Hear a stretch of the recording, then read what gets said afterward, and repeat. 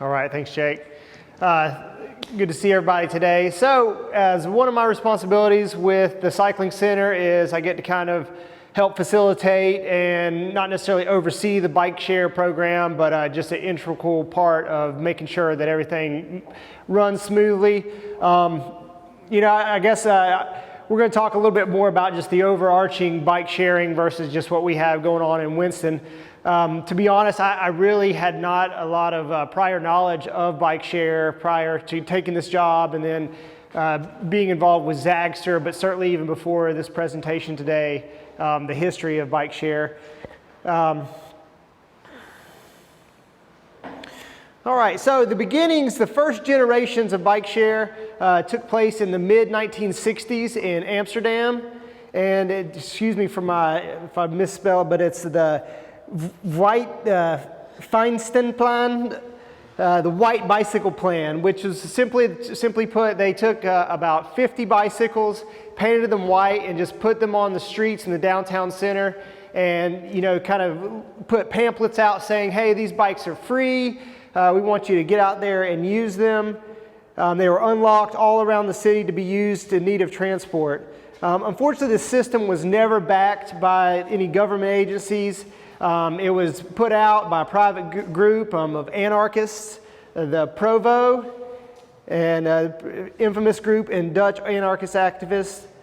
The head guy, the godfather of the whole bike share is Lud Schimel Penink. I'm sure I'm not pronouncing that correctly, but he is actually still alive. He's still an avid person promoting bike share. He's in his 80s now and is just super active over in Europe. Unfortunately, he didn't get any copyrights or patents for any of his stuff, so he gets to see what he created across the globe, but unfortunately he doesn't get to reap the financial rewards from it, but he seems to be very content in what he's doing nonetheless. He kind of saw it as, way just to kind of, as pollution was coming and just cities were getting overcrowded, this was a way to help promote physical activity and reduce stress and stuff downtown. As you can see, there's John Lennon and Yoko Ono. They were supporters of the white bike movement. And as things kind of evolved, it kind of went silent. So pretty quickly, probably within days and weeks of the release of the white bike, all the bikes had been kind of removed from the city streets, either vandalized, stolen, picked up by local officials, thrown in canals. So that it was very quick. It seemed like a terrific idea, kind of ahead of its time. So the evolution, through the years, kind of the second generation, so in the midst of that, he didn't kind of give up. Lud he heard, okay, there was a resistance against bikes, so he developed in the mid-70s electric car shareable system that went on, and it actually still was in existence and used very small numbers just due to the constraints of the financial for about 10 years. But then the second wave of bike sharing kicked off in the mid-1990s. So 30 years from the beginning to the mid, and then with that came the dock stations. They're setting up all Copenhagen. We've mentioned them quite a bit today. The world's largest scale bike share program, and the first ones were initially you would deposit a coin so you would use a coin, put it in, similar if anybody's ever been to Aldi, where you get a shopping cart, you put your quarter in, you get your cart, when you return your cart, you get your quarter back. It was pretty much the same thing for this bike share program. So they ran into the same kind of things. People found that the value of the bike was a little bit more than the coin that they were exchanging, so many of the bikes ended up becoming stolen. So it was the next step, the progression. And like I said, that was 30 years after the original was launched. And then, so shortly after that, that was very short-lived. They realized that the coin-operated system was not going to work. Then that's when the kind of technology started to come in. Literally like a year or two later, 1996, that's when they had the first, they had a magnetic card. So you simply kind of like some type of punch card system, new technology, had someone kind of, a group come in and create it. Unfortunately, with that specific style of just technology, it didn't seem very lucrative for the people providing it. So they once again kind of lost interest and backed off. So it was kind of back to the drawing board with that. So that was, you know, and then things started to evolve. From there, it kind of went to the credit card systems at the dock stations. And now the majority of everything now is app-based. With the smart technology. We'll talk a little bit more about that in a little bit. Later, the late 90s, things were kind of growing. A lot of things it was kind of slow growth at first. And then the early 2000s popped up in Vienna. Then Lyon, and then Paris. That was really the decisive moment in the bike share timeline. Was in 2007. The Parisians came up with Vélib. I'm sure I'm not pronouncing that right. But they launched in July of 2017, originally with 7,000 bicycles. And since then, in 2012, now there's over 20,000 bicycles running around the streets of Paris. With 1,800 bike stations. So, you know, you think about the size of that. Obviously, Paris is a lot bigger than Winston-Salem, but it will give the numbers of our system and how it micro scale to what they did. So, since 2007, there's been 105 million rentals. So that's 40,000 to 120,000 trips per day in Paris. From what I heard on the radio on NPR last week or something, apparently the last year or so they've switched the person taking over the company, and apparently the new providers have kind of failed. So their numbers have significantly reduced and because of what was going on with the service provider. They weren't able to keep up with the demand, but it sounds like that they're kind of remedying those problems. They've kind of given that provider a limited timeline, say either get your act together or we're going to go with somebody else. So I think they've been really concentrating their efforts and trying to get it back up, and the numbers of usage are increasing. So yeah, and then from the Parisian bike share program, it kind of spurred a lot more in Europe, kind of moving all across Europe. There's a European Cyclist Federation association. They just kind of the globe giving the voice to the international bike community with over 70 members across 40 different countries, aimed to get more people cycling more often and influencing people to favor cycling with potential economic and social institutions. So that was pretty much heavily concentrated in Europe. And about 2008 was the first time that it moved out of Europe. So you got to think, even just the evolution of bike share, you know, the first one was in the mid-60s. It took 30 years for the second generation to come up. But here we are, you know, 10 years ago is when it was able just to leave Europe. The worldwide trend rising, while from 2001, there was only a few bike share systems or bike share schemes. Now, running through either in 2012, there was over 400. So in about 11 years, I mean, there were hundreds and hundreds, and I don't have the most recent statistics on that one particularly, but and then in 2004, we started seeing a slight change in the trend. The free-range transportation of the dockless bike share. And a lot of these were, you know, in times of past, it was municipalities and cities kind of financing these operations. But with the bike share, with the dockless bike share, they saw a lot of new potential. So a lot of venture capitalists became interested and saw this as a great opportunity to make money and to kind of be a part of a cutting-edge trend. So, you know, it does, while it does make it more convenient, it's just kind of lets you, it seems effortless and stuff, but as you can see from this picture, this is what kind of tends to happen. It's hard to imagine that that's a real picture of all those bicycles, but that's what happens in these areas. Not always, but that was kind of the downfall, or the crooks and the challenging sides of the dockless bike share, because they can just be left. And we've seen a little bit of that with the bird scooters. We're kind of experiencing that. Our bike share, we are a dock-based system, so it has that clean and that nice clean look, which, for some people that, it's like that just makes you feel good inside, and then you see the other stuff and you just kind of get the heebie-jeebies. But it certainly is a barrier when you have to start at a certain station and you have to put it back at a certain station, even though it's kind of like Redbox. You can rent it from one and take it to another one. But if that station's nowhere near where you're trying to be, and then you've still got to walk to find another station, it doesn't seem as inviting. But if you walk out the door and there's a bike sitting out front and you can ride it to wherever you want and leave it, that seems a lot more inviting.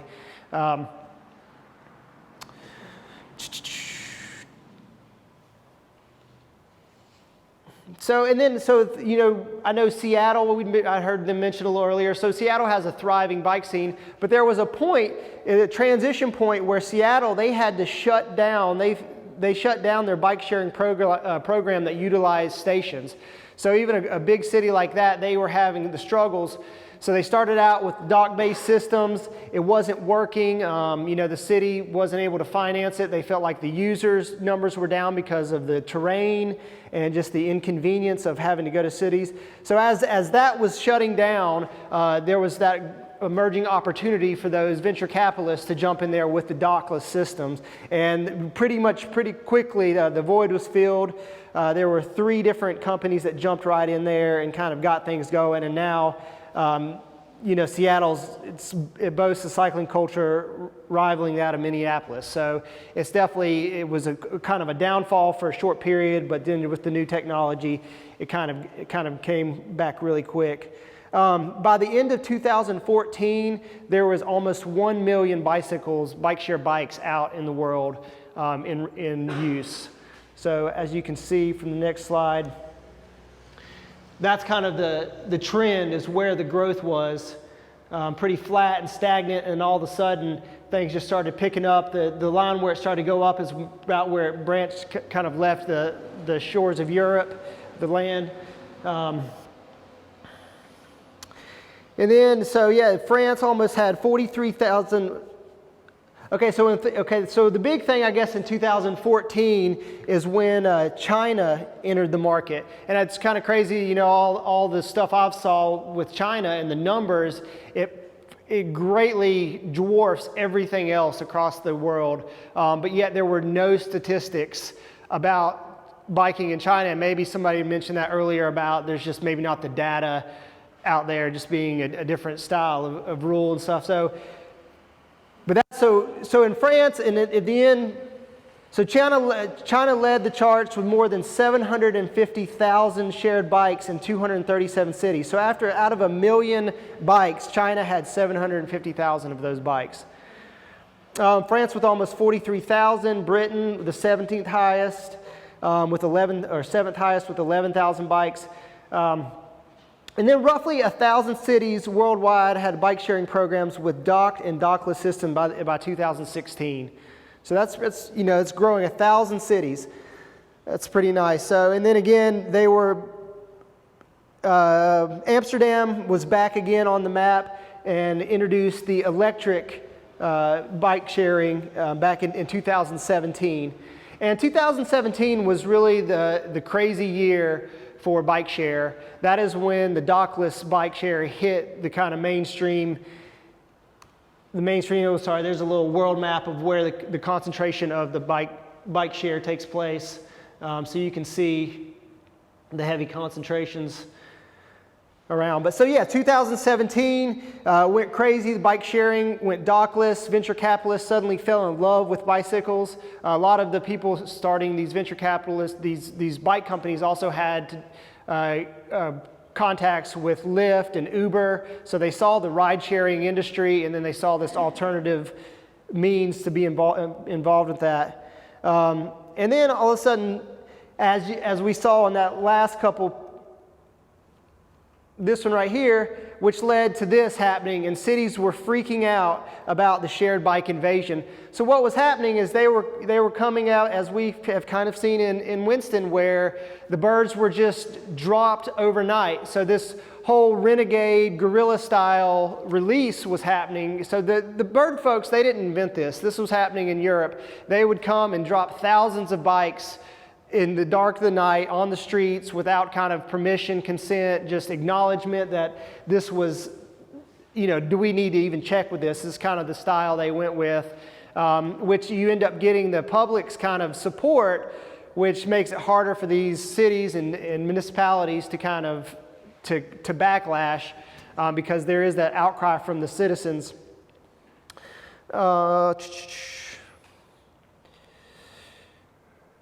And there are different styles of dockless systems. So hold on, we'll step right here. We talked about China. So I don't know if you can see these numbers. Excuse me. So the 5 highest, numbers of bike demand fleets. I mean, you can see 1 million in Beijing, 1,100,000 bikes compared to New York City, 10,000. So, I mean, the size of New York City and how many people, but it's just the numbers in China just absolutely dwarf everywhere else across the world. So you can only imagine that those providers have they've taken money to the bank. So the ones that have gotten into that market, they're the ones that have just blew everybody out of the water. No comparison, from, hundreds of thousands of dollars to $1 billion. I think some of these things are over $1 billion. It's what they're worth. So they're definitely it's pretty crazy. So what happens is a lot of times, so they'll be able to inundate the city or the market with all these bikes, and they get them going, but the problem is it's easy to get them out there, but the hard part is maintaining the ones that are now broken, and they end up just that's what ends up being cluttered. It's not necessarily good bikes, but people see all these bikes laying around, not really taken care of, and then they don't work, so they kind of, as a rebellion, they'll grab them and pile up. So this right here is a graveyard of over 10,000 bikes. So it just is more profitable. It's easier just to kind of let them sit out on the city, and then after a while, and then they'll just keep putting out new bikes instead of fixing and repairing the old ones. And then I guess they would eventually come by and probably collect them all, and they would end up in kind of graveyard settings like this. So there is I mentioned the different types of systems. There's the free-floating dockless system where you literally can grab it anywhere. You can have you open your app up and it tells you where you are, and you can say there's a bike over on this street. You can go find your bike, and then you can ride it to wherever you want to and leave it. And it's all GPS, so somebody else can find that bike. It's not yours, so you don't even have to worry about it. And then there's ones that are a little bit limited, so they are dockless, but they are hub-centric. So they might still have a dock station or a central area park where they're saying, yes, you can leave it wherever, but they provide some types of incentives or just kind of encourage people to drop it off at this particular spot. That way it would be easier to maintain, easier to kind of get back in the damaged ones. And it just kind of helps the overall system. It does require a little bit more of the user. And they would have those virtual parking zones. So, you would have these, even on your app or something that you go and say, oh, you're kind of out of range. So it would kind of inform you that you've moved a little bit far. So yeah, right here's, so the total investment in the dockless bike share companies worldwide amount to an incredible $2.6 billion in 2017 versus only $290 million in 2016. So that you can just tell that from 290,000 to 2.6 billion in 1 year of growth. And more than $1 billion of that went to OFO and Mobike, and those are two of the Chinese companies. So they have the largest majority stake in that whole industry. In China alone, by August of 2017, 20 million shared bikes in 50 companies. And so the U.S., we were a little bit more hesitant to adopt this system. We seem to be a lot more regulated. So these companies really were kind of slow to come into the U.S. market just because the money wasn't there, so it wasn't as enticing. Even though they were still jumping in there because they didn't want to miss out on the opportunity to kind of be at the beginning stages of that.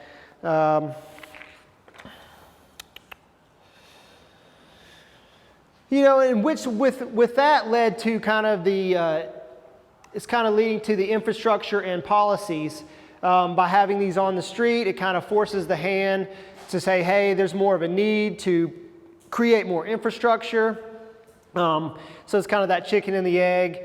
You know, you hope that more people are going to be out encouraging, but sometimes it might take that influx of unrequested equipment and stuff, and then it kind of forces your hand. And the same thing with policy. I know that the city of Winston-Salem is currently going through that right now with the release of the Bird scooters.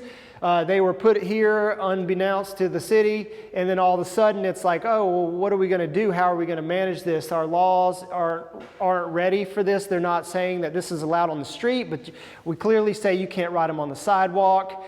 People seem to be, we're having this period of time where I think people see it more, even though they're getting on it, and I think eventually it'll evolve to like, yes, it's a solid form of transportation, but I think it has that new, exciting, like a toy feeling. Even though you see a lot of you know, adults out there, I think they haven't quite, and this is just my opinion and my observations, they haven't quite accepted it as a legitimate form of transportation. Right now it just seems cool and new and flashy and fun. Because I say that because I see the way I see people operating the scooters downtown, they're not doing it in a manner that is that of a vehicle. They're going the wrong way. They're just blasting through intersections. They're zigzagging in and out of parked cars. You know, it's very dangerous. And I think in their mind, they're like, oh, this is fun. This is, you know, they've had this false sense of security. You know, so hopefully everybody's going to stay safe. We're not going to have minimal accidents. You know, we'll be able to establish some good policies and kind of get people thinking about it. And then I think, which will in turn, I think it'll get more people on the our local bike share network. They weren't thinking about riding the bikes before. Now I see a huge number of folks that I have never seen on the bikes riding the scooters. I think, you know, once it kind of loses its newness, they realize that the bike share is incredibly, it's a lot cheaper than the scooters. So I think ultimately it will translate to more bike share users here in Winston. And with that, we'll talk specifically about the Winston-Salem network. So as you can see, you know, it's formed of partnerships. So the Winston-Salem network is 100% funded by private funds. And we've done that all through the Cycling Center, through reaching out and getting donations from all the companies underneath: Wake Forest University, Carolina Investment Properties, Carolina Pain Institute, Flow, Automotive, Hatch Early Learning, Inmar, Novant Health, Ortho Carolina, Wake Forest Innovation Quarter. All have been very instrumental in making this happen. But you know, that model can only be sustainable for so long. I mean, how many times can we go back to those same folks and say, hey, it's $10,000 a year for a station to sit out there on the street? And so it's important that we continue to foster new relationships. We promote what we're doing. We try to reassure these. It's kind of that fine line, because if you're going to do it, say a small business, and yes, you get your endorsements on the bike, on the basket, on the app. If anybody, you know, I don't know if we'll talk about it here in a minute, but you know, you can get your smartphone out, you can go to the app store and you just look up Zagster. It'll take you right to the Winston-Salem. It'll show you all the sponsors. So you get a lot of coverage as a sponsor from people, but you know, I don't know how that translates to money back into your organization. Obviously, a lot of these, as you can tell, are pretty big, substantial companies, so they have a lot bigger budget to kind of jump in there. But we've had several entities reach out to us. We want a bike share station in front of us, and they aren't quite sure how that works. And then we go there and we give them a presentation about them becoming a sponsor, and they're like, oh, I had no idea it was that amount of money. Usually if they can come up with anything, it's a fifth of what a station would cost. So, we kind of, in turn, we're like, we're kind of the bike share matchmaker at that point. How can we find somebody that would be interested in sponsoring a station, and we could put it at your place? Like Old Salem was one of those folks. The YMCA was another one, which I think would be absolute terrific locations at both of those places to have stations.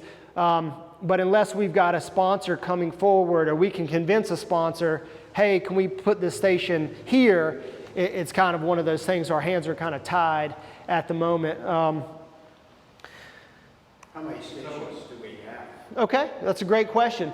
But what they're saying is the city needs to do a fund match for the Zagster system. Yeah, absolutely. And we have had... And we had conversations with folks within the city, and we're trying to get there. And I think that now we have over a year of existing bike share. We just signed a contract for the second year with Zagster. We've paid our check. So it's like we're here. We're making it happen. I think we've put in some sweat equity, and we're continuing. So I think the city, I think they're going to be able to come to the table with some financial means to create some stations, and hopefully we can put those in those lower socioeconomic places and just kind of make it more available. And we'll look at the map here in a little bit where those are. So like I said, we're 100% privately funded through sponsorships. We currently have 10 stations on the ground. We have 2 stations in development. We're installing one more station. I'll be doing that on Tuesday right in front of IMG. So right on Trade Street, we'll have another brand new station going in, and then another one right in the downtown partnership area. So currently we have 50 bikes in the network. Once those 2 other stations come online, we'll have 10 more, so that'll be 60 bikes. So 7,575 rides to date, 3,670 users today, and then that's the website that you go to, and that gives you the direct link to our network.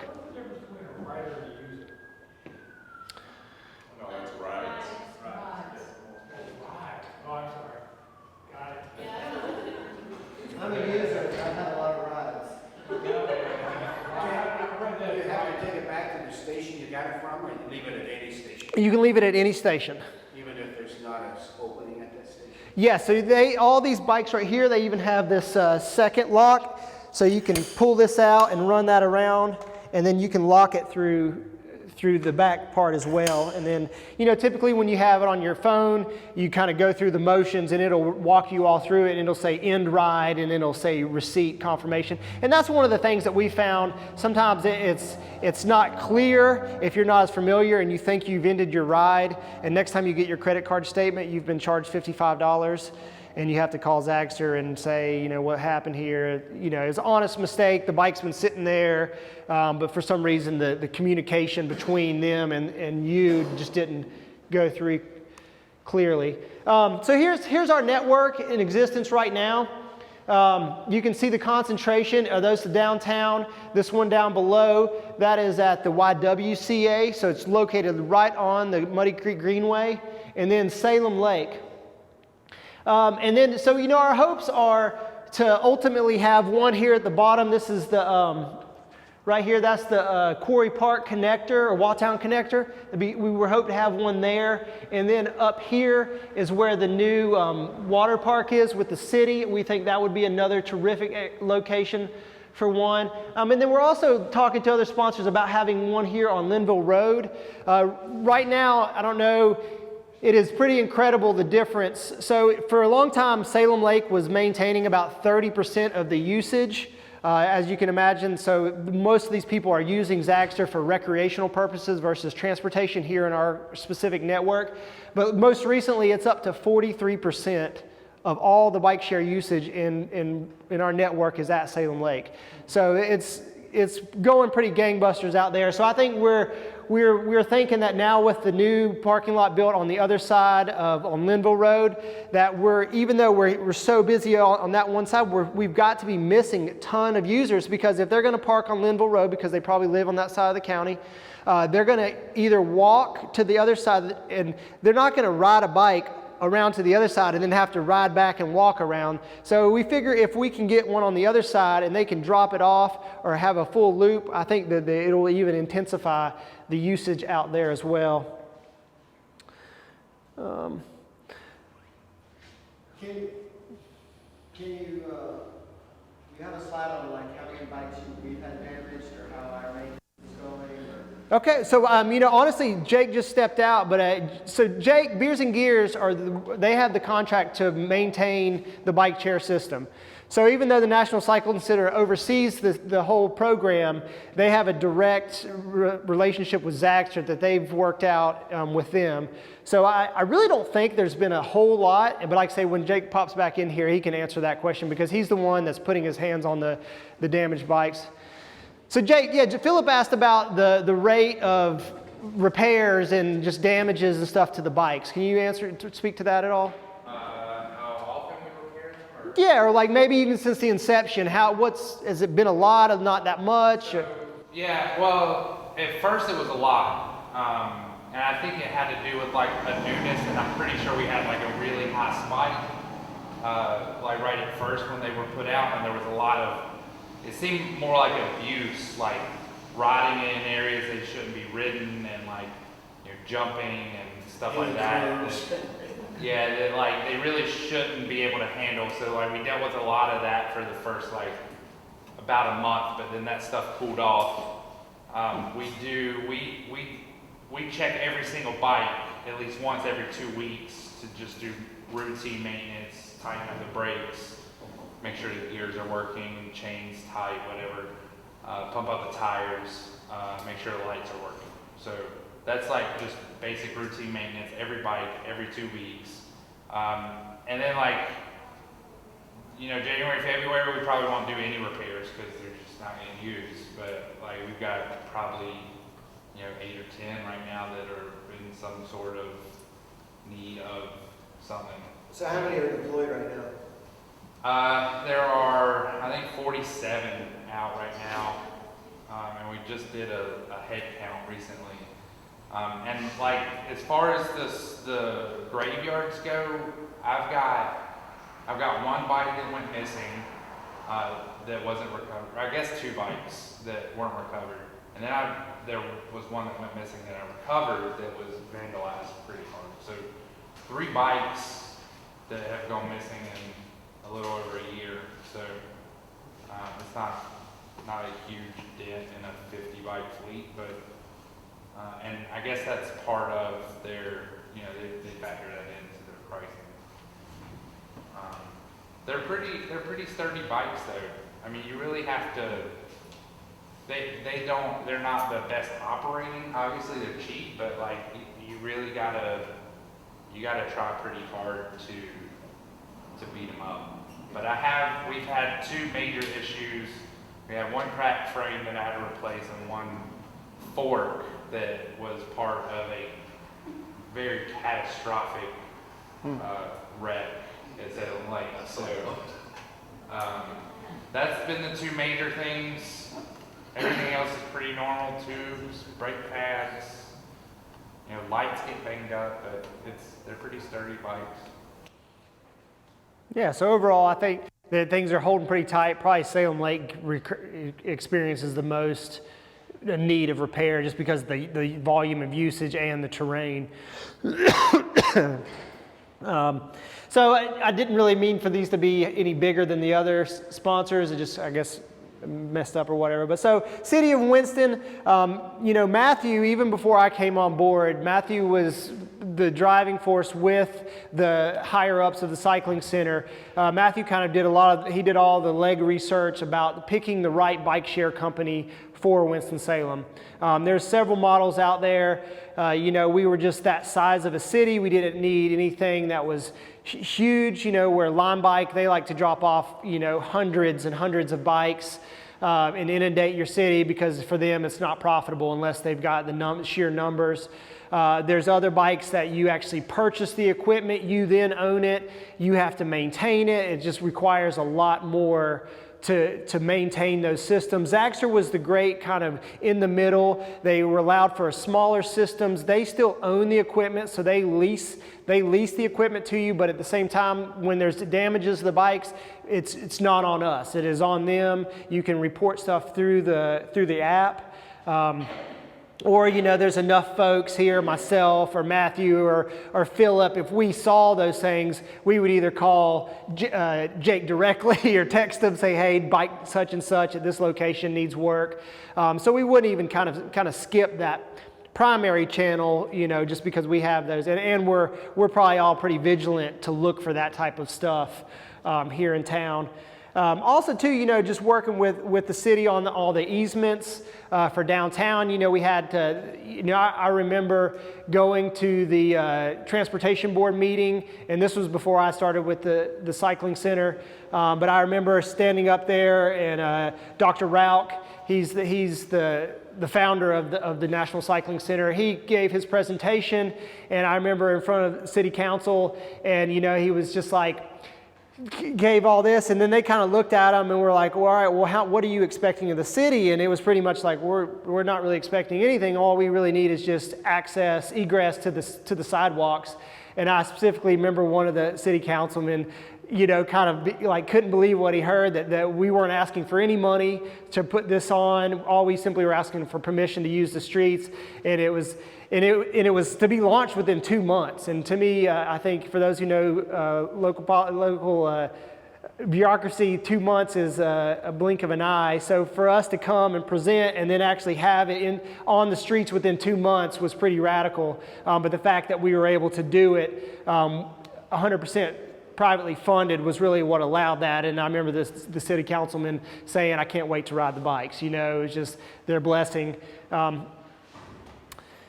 So with that, so the city has just been instrumental. I work with Matthew, you know, almost weekly for new stations or whatnot. We kind of just, in the policy, we're just trying to be a part of all the things that are happening with the help of the infrastructure, and really just trying to promote the bike share and get more people riding. Yes, Jesse? Oh, just a quick question. You know, you talked about the new station at the other side of Salem Lake. What's the entry for that, or are you going to move a station? No, so we're at our point where we go back to our sponsors. It's that time of year, and we're kind of going to proposition one of our sponsors to kind of one of our largest sponsors to say, here, we want to ask more money from you. This is what we want to offer you. So yeah, one of our sponsors, we're hoping will kind of bite in on that, and I think they will because of the numbers that are specifically at Salem Lake. I think that'll be very attractive to them. Well, I mean, you have this, I've never seen your cute little 3 stand out there. I saw you brought it. What keeps you from saying, we're going to put 3 bikes right here? You know, like, I mean, can't we have more autonomy than a sponsor to say, we're going to put 3 bikes at this entrance? Well, we could, but we still have to buy the station. Well, I Or- mean, The city could come in, if the city matched and funded equal number, then we could put them in a variety of places that sponsors probably don't really want their stuff, but it needs to be there. So I'm not saying apart. I'm in support of more city funding, but I'm saying, like, I didn't know, like, that you had this little modular stand. So this was pretty. Pilot. This was lucky that I had this. So due to all the construction going on downtown, this was the station that sat on 4th and Trade, right in front of the Pepper building. I had a contractor call me and say, hey, I need you to move the station. This was about a month and a half ago. We're getting ready to close the sidewalk. It's in our way. So, you know, we obliged and we moved the station, and it's just been sitting in storage because I didn't have anywhere else to put it. This is the one I'm actually going to put on Trade Street in front of IMG, because there's like a 45 to 60 day window to get all the uprights with their marketing materials. So we're going to put this one back out. So I just had this one in storage because I had to remove it off the street. But this is a station that a sponsor has paid for. So we were able just to luckily use that in the back of my truck and brought it here and was able to set it up. All right, so the second part of my question is related, just to try to, like, bring a little more autonomy to, like, where the bikes are. I mean, you know, I'll put bikes where I want to What keeps us from being stationless? Like, why do we feel like we have to have designated stations? When the bikes can be used, you can check them out from wherever you. And that's a great question. And the things that I found, that some of the things that make a successful bike share system is diversity. So I think as we develop what's going on and the exact network that's going to work best for Winston-Salem might have a variety of that, because even Zagster, they do a dockless system, and it's called PACE. So it's slightly different, but so we have had conversations about integrating some more of the dockless ones within. It just hasn't culminated yet and kind of come to fruition. But I think even through this presentation and my research into this, it really has opened my eyes up personally to the value of that and how they can be cohesive and really be supportive of one another. And like I mentioned with the bird scooters, we're going to have those policies in place now, because it's imperative that it's thrust upon us. I think Matthew presented to the city after he had already had the date set, to talk about potential them coming, and then within that a week and a half prior to that meeting, they were here. So it was instantly like, oh well, okay, well I was planning on this. We had to get prepared for them coming, but now they're here because of the guerrilla style approach that they use. Some of our other partners, like I say, Beers and Gears, they've been crucial. Even though they've kind of worked directly through Zagster, we communicate with them. It's just easy for me to call Jake or send him a text and say, hey, such and such, or hey, can you help me move a station? So we have that direct partnership as well. Wake Forest School of Medicine, Philip has been instrumental in helping us create the ambassador program. He's our greatest ambassador to the city for this program since day one. You saw him picture right there. He was the first person, like, let me get on this bike as it comes out of the van. He took his own money and bought 30 memberships to hand out. Which he soon found out it was a little bit harder to do than originally anticipated. So he was just so excited. Anytime he sees anybody standing around a station, I would think he probably parks his car, puts his hazards on, and jumps out and is like, so let me tell you how to use this thing. So so we've been able, and through his work with the School of Medicine forming these health and initiatives, we've gotten a whole other group of people from different organizations that we've encouraged to be those ambassadors, and we've educated. We've done some pop-up events at Innovation Quarter where we just sit out there. We have promo codes. We try to get people on the bikes, try to get them familiar. We did another ride where we rode out towards out Salem, down Long Branch and out to Salem Creek and just kind of use the Zagsters, and really just trying to get people on the bikes to get them over that initial kind of uneasiness, like I don't want to stand around the station and act like I don't know what I'm doing because somebody's going to think I'm weird or something, I don't know. So just overcoming those barriers.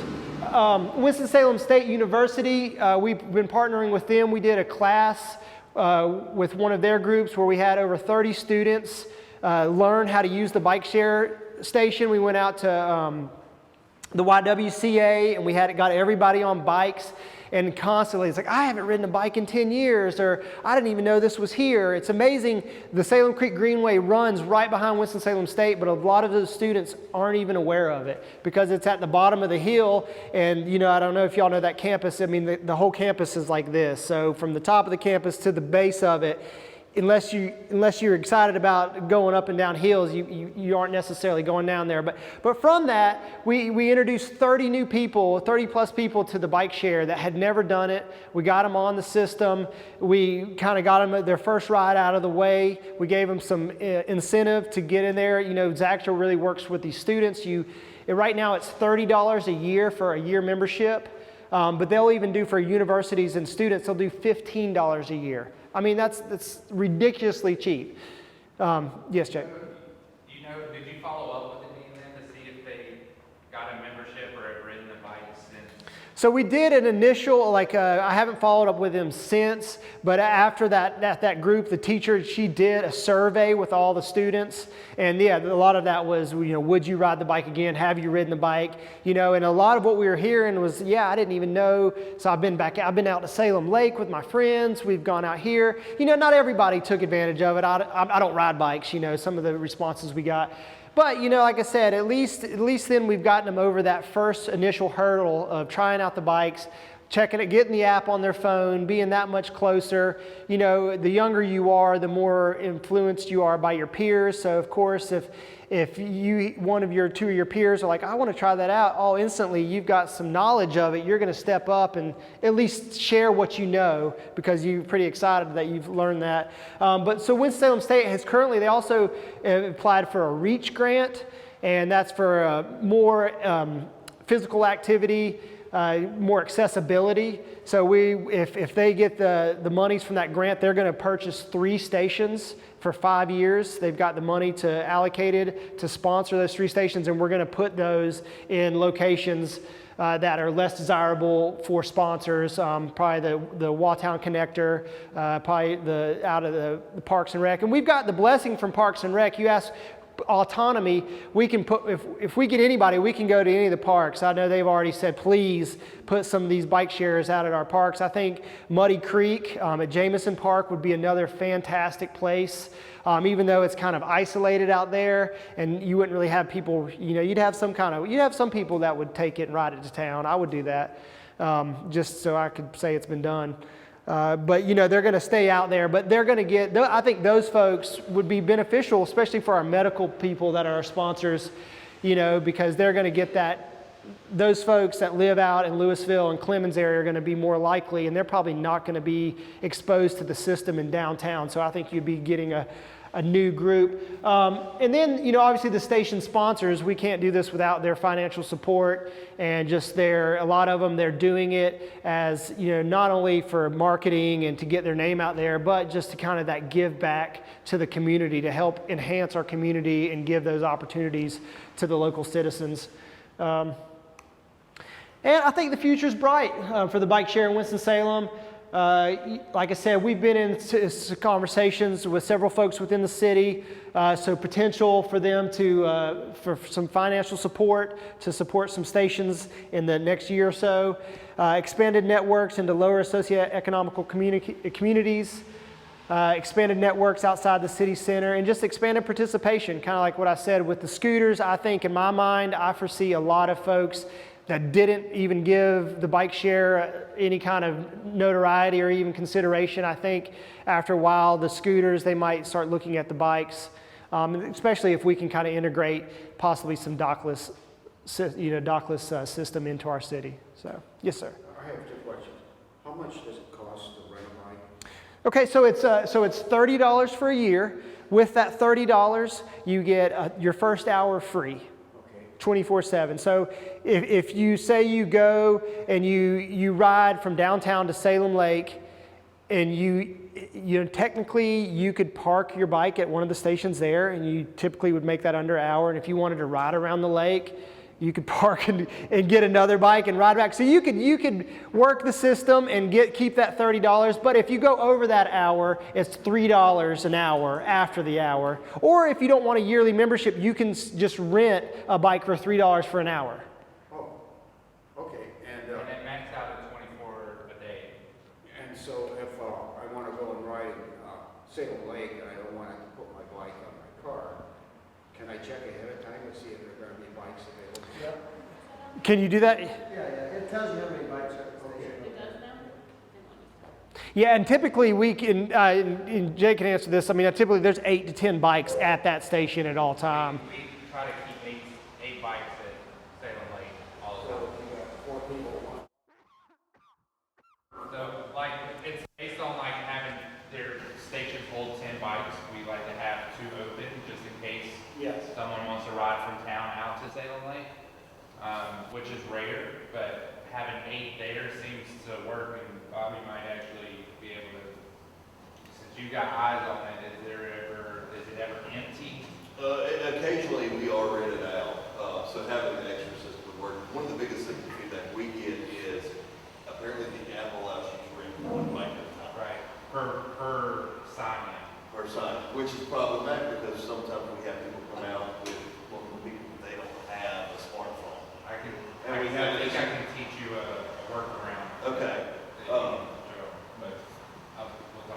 Yeah, that would be good, because we have a lot of people that come up with, like, say, their parents, or their grand, they don't have a smartphone.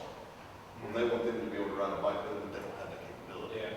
So trying to work ways. But if I had a smartphone, I could put 3 other people on my smartphone. You can, the max is 2, because you can check them out via text, and you can check them out via the app. It's an app, though, it's not really like. It's one subscription per individual, whether you do an annual $30 or just sign up. You can do the hack by using No, the we're app. talking about how many bikes you can check out at one time. Well, that's what I'm also checking out. It's just hacking it using 2 different methods. Up to before Nosy took it out. There's not a legitimate way to check out multiple bikes. Like if you wanted to bring your teenage daughter and your spouse, you can't do So that. you on can't one use account. the text option to rent more than one bike? No, because the point is you have to have a unique identifier. The unique identifier becomes your cell phone number or your email address. So you can log in on the app with your email. So on your iPhone, you can log in on your wife's email address. She has her bike. And you can text with your phone number. You can have your bike. So you can have 2 bikes. 4 email addresses. If you have 4 email addresses, I don't know because you can't log out of the app and log back in while your ride is still going. Yeah. So here's some opportunities It to. sounds like that would be a benefit for people to have guests come in when you go ride. And other bike shares, you certainly can rent multiples. I mean, so again, it's a limitation of Zaxter that you can't rent multiples. But like, you can go to other cities and they say, how many bikes do you want? How many do you? And I think, obviously the whole industry is pretty in its infancy stage, but Zaxter they're still learning and they're open. So I think, with these types of feedbacks, we send those to them, and then they're always constantly trying to adapt because obviously they want more riders. I mean, it's only they want to take out as many barriers as they can and get the folks out there. So, example, I have 4 people coming from the Bicycle Research Institute in India. Going to take them to the Segways, it'd be nice if I could rent these bikes. Well, they probably have smartphones. Yeah. They're pretty familiar. The chances are very likely they have a smartphone. Send them a link to the app before they get here. And have them download the app. Email address and credit card. They can do it. And too, like, so say you're entertaining a special group or something, and it's important to you, and you want to, like, send me a message, and we'll make sure that we get out there and everybody has access to these bikes. We did that. I did that recently with Matthew. Jesse was there. We had what was the conference? Yeah, so we got a promo code, and he sent an email out saying, anybody at this conference, if you want to go on this bike ride and tour the city, let me know. We'll make sure, and I made sure we had enough bikes there. So yeah, we certainly want to make it accommodating to folks.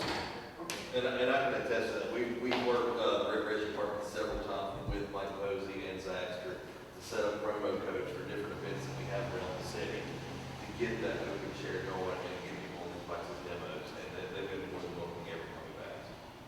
Thank you. So does anybody have any? Yeah, go ahead.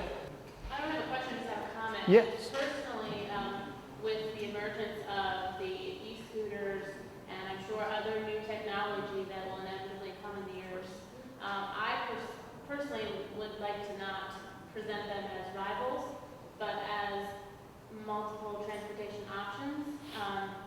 There's a time when it's good to have a bike with a basket that you can move around. There's times when it's nice to just have a scooter to zip somewhere. It's nice to walk sometimes. Sometimes it's good to have a car and pay to park it in a parking deck. I'd like to challenge people to think that it's not a this or that. It's not. We need to stop with cars versus bikes, and we need to not start that over again with bikes versus scooters or any other new technology.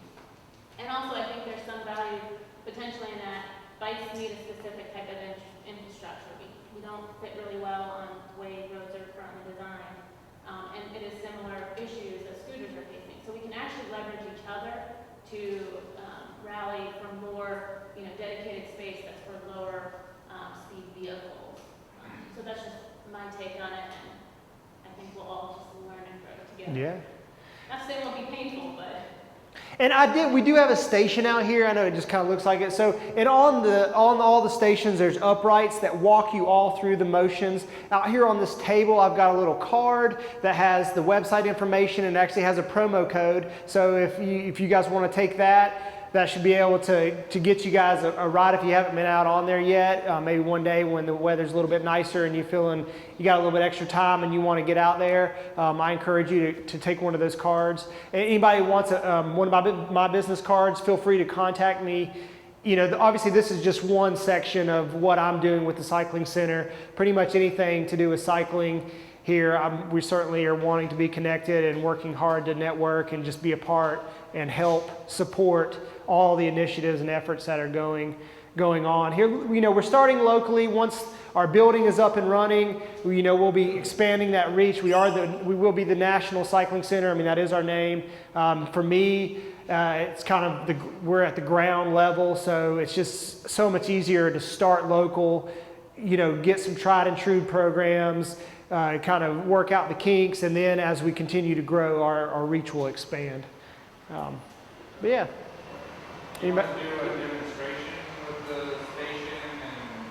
Yeah, Can you get up and just everybody take a look at the station outside, and we can use the rest of the time frame to get to know the questions?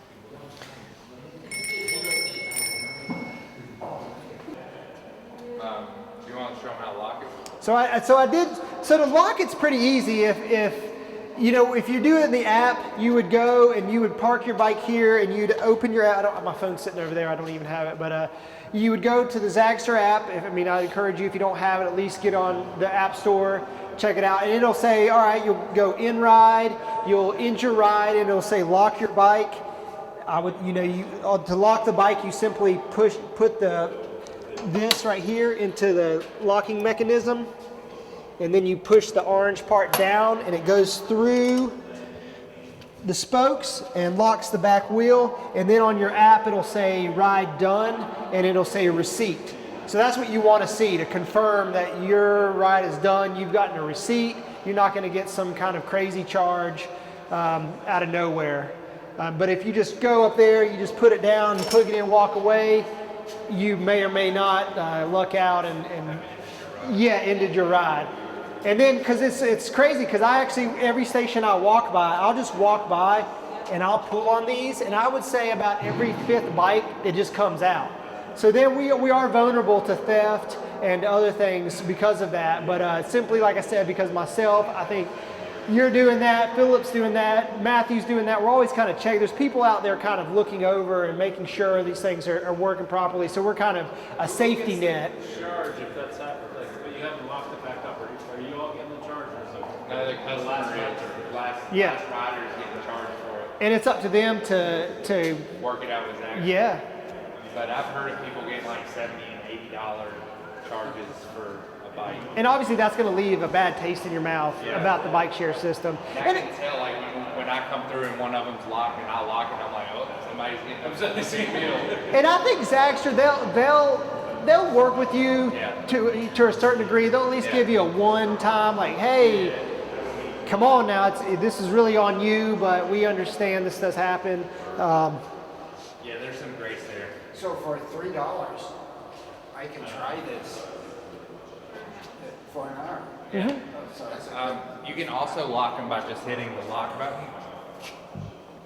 you can do And what? then just hitting the lock button there, Yes. and then you gotta wait for it to. I don't think that one's working. I just tried it and I couldn't get it to work. So yeah, and it tells you right here on the back, you lock it, you'll hear it click.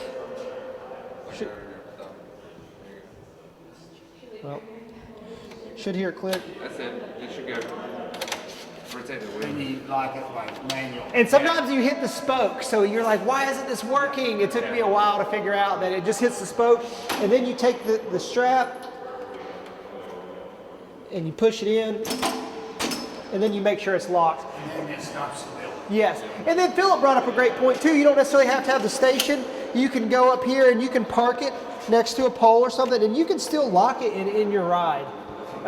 And I don't know how that picks it up. Like if you have the app, if it will recognize it if it's far away in the middle of somewhere. You'd have to use your text message option. that ends your ride? Yes. So say you rode somewhere downtown, there's not a station, but you want to go eat lunch. You could actually technically park it, and there's a good chance it's going to be there when you get back. It not necessarily will be there, but yeah, unless somebody comes up and does it through the text message. Yeah. So, you know, obviously there's lots to learn, you know, but it's about not being intimidated by it, trying it out, getting on it. Yeah. So to unlock them, these things are Bluetooth, so the new app, a lot of times you don't have to use this keypad at all, but there is a SMS option. So like if you have somebody without a smartphone, they have a text message number where you just, and it's kind of syntax based. So like you would type in, or you would text just code, if you need a code to unlock it, code, and you look at the bike number here or here, and you type in the bike number. This is 6064. And then, yeah, within like just a second, it sent me a code, and you just punch it in. You can also just say start and the bike number. It'll do the same thing. Okay. Do- Okay. Yeah, and then, you know, pull that out. That's a whole lot louder. Let me ask, so in the morning, I can take one of these bikes, ride it to work, you know, do this, lock it up, and then in the afternoon, ride it back home, and it would cost me $6. Yeah. As long as you end the ride Yeah. in between. Yeah, you have to end the You ride have to in end the between. ride, or it'll keep accumulating that time. Yeah. So it's just not plugging a cable in, they gotta do Right. something You gotta- else. yeah, on the app, So you would can- text, you would use your text syntax in, and you might not even need the bike number if you've already started. So But then, can somebody else check that bike out? yeah, So the bike may not be. it may not be there, but there's a high likelihood that it would be. The text message function is not a highly advertised function. Yes. It's more just for people seeking out an alternative to using a smartphone app. So it's not well known. So the likelihood of it being checked out by someone else is pretty slim. Can you put any weight on that device on the back on that luggage rack on the back? Yeah, yeah. You can put your backpack on there and strap it on even though it's over the Yeah. device that you use. I mean, it might lock it. Yeah, the basket's pretty decent. I put The basket's It okay. won't heavier damage stuff in that, there. putting things. No. I use one of those that were burned out. I used it to chalk my trailer. So like those things are pretty indestructible. So Jake, you're missing a tail reflector. yeah, I got them downstairs. These are all I the just have maintenance to. ones. You Yeah. can still ride them. But the basket, that's nice having a basket. Oh, Yeah, yeah. I would say that gets beat up the worst for maintenance. Like I'd say every single bike we touch, we have to like push the basket back into the right place. They're pretty flimsy, like ultra cheap. I mean, even the one on the end right there, like I would have to fix that doing maintenance. Like I would want to straighten that out to make sure like you can actually use it. So it doesn't take a whole lot to like just bend it back in place, but. And the seat, you know, to adjust height, it's got the quick release, so you can adjust that right on site. If you have more bikes, does Baxter have an option that's just the quick release, quick, like Lime has? Oh, So like much the easier. dropper People post. cannot Oh, I figure know what this you're out. saying. I don't know. I have seen that before. I'm not sure. It's essentially just a dropper post with the lever on Okay. the seat. Yeah, because that's hard, because I mean, that's one of the big challenges is that this isn't your bike that was made to fit you. You're picking it up, you have to adjust the height for you. And sometimes the way those work, it can be kind of hard to open, hard to close, hard to line up. And sometimes you get it all. I can't tell you how many times I've walked up to one of the seats like Yeah. the side. So it'd be really nice to have that kind of. And I didn't mention too, so Zactor does have adaptive bikes as well. They have about 4 or 5 different styles of bikes. They have tricycle ones that literally have the third, 2 wheels in the back and the big basket in the back. They have ones that are 2-seater, kind of like, I don't know. Side by side. Yeah, side by sides. So in that REACH grant with Winston-Salem State, we do plan on getting some adaptive bikes with that, because the stations are the same. There are just a few modifications, but you kind of take care of that up front. So a trike, you would have a trike. That's our plan. You know, obviously they have to receive that grant before we can move forward on that. We're kind of hoping and waiting to hear. Any problems with the summer orchard transmissions? One. That was one of those bikes early on that I'm pretty sure was abused pretty hard. Yes. There's only been one rear hub that was messed up. Now, one of those real hubs has gone out of production. Is it this company? Or- So this one has gone out and come back. Sturmy Archer. Yes.